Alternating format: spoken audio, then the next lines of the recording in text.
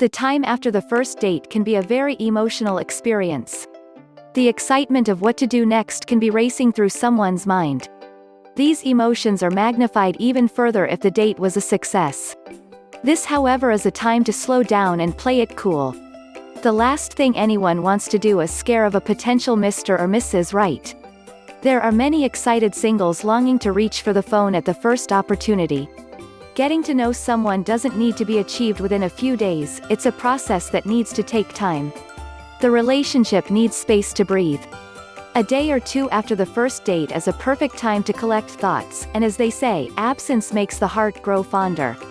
When you do get around to that first phone call, remember to stay relaxed and don't come across as being infatuated.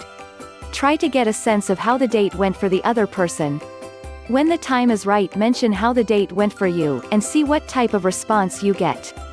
If it's a positive one, you have the option of talking about another date, or playing it cool a little longer.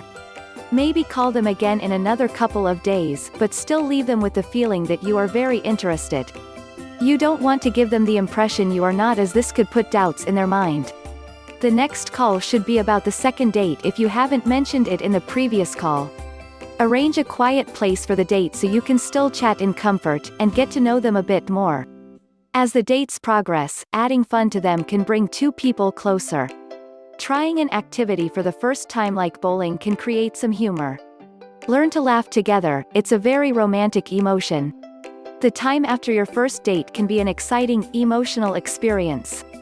Remember to relax, play it cool, and do not come across as being infatuated, and everything should run along smoothly.